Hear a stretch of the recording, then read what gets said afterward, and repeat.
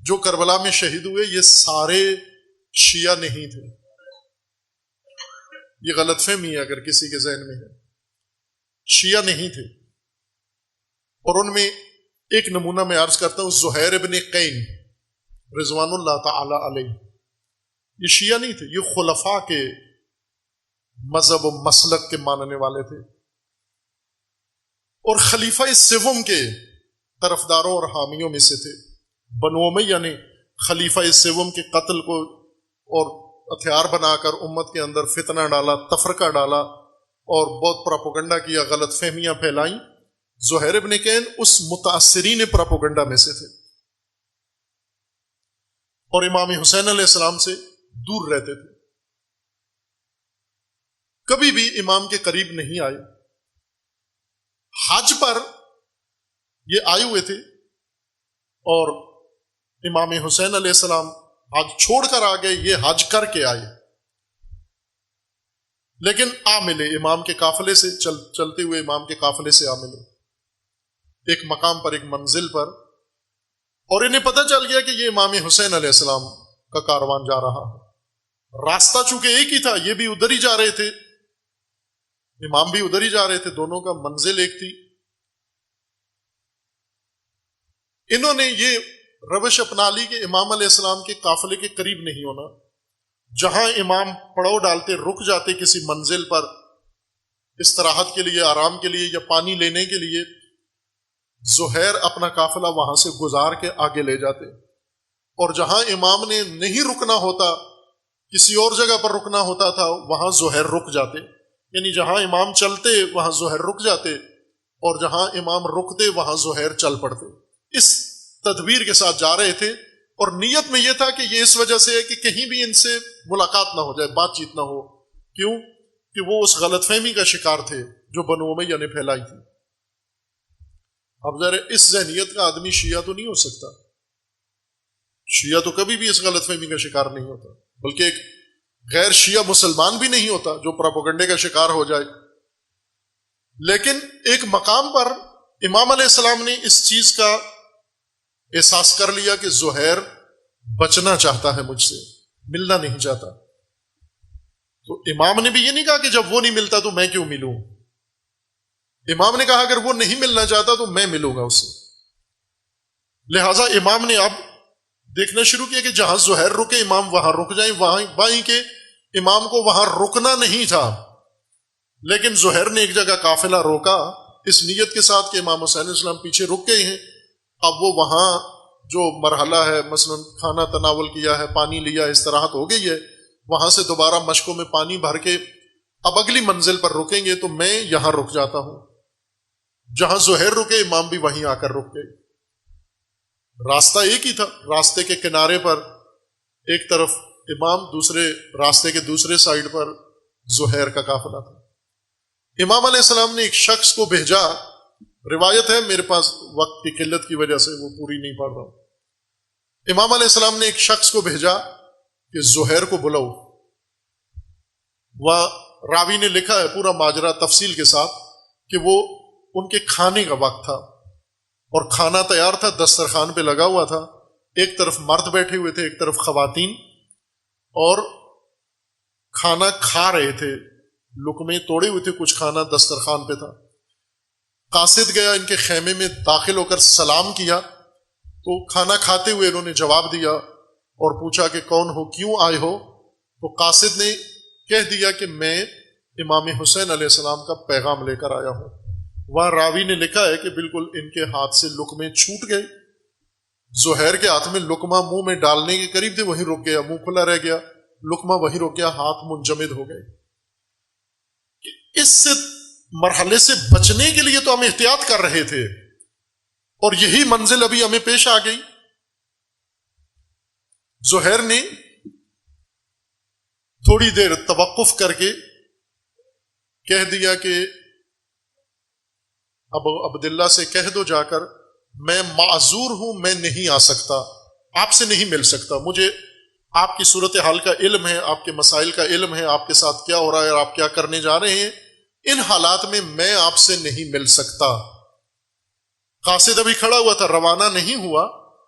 زنانہ حصے میں خیمے کے ساتھ ہی دوسری طرف خواتین کا خیمہ تھا. زہیر کی زوجہ اس خیمے سے اٹھ کر مردانہ حصے میں آئی اور آ کر زہیر سے کہا کہ زہیر تجھے معلوم ہے کیا کہہ رہا ہے؟ تجھے پتا ہے کس نے بلایا ہے تجھے؟ تو جانتا ہے کس ہستی نے بلایا ہے؟ تجھے حسین ابن علی نے بلایا ہے، تجھے رسول اللہ کے فرزند نے بلایا ہے، تجھے فاطمہ زہرا کے لخت جگر نے بلایا ہے، تمہیں فاطمہ کے لال نے بلایا ہے اور تو کہہ رہا میں نہیں جاتا. بے شک جو وہ مطالبہ رکھتے ہیں بے شک مرضی ہوئی تو نہ کرنا، جو وہ تجھ سے مدد چاہتے ہیں تیری مرضی ہوئی تو نہ کرنا، لیکن ان کی بات پہ اجابت کر کے ان کے سامنے حاضر نہ ہونا یہ بے ادبی ہے. زہیر تیرے جیسے شخص کے شایع نشان نہیں ہے. بعض راویوں نے لکھا ہے کہ اس بی بی نے کہا اگر تو نہیں جاتا تو میں فاطمہ زہرا کے سامنے شرمندہ ہونا نہیں چاہتی. زہیر پھر میں جاؤں گی، حسین کے سامنے میں جاؤں گی، جا کر عذر پیش کروں گی. زوجہ کے کہنے پر زہیر اٹھے، امام علیہ السلام کے پاس پہنچے خیمے میں.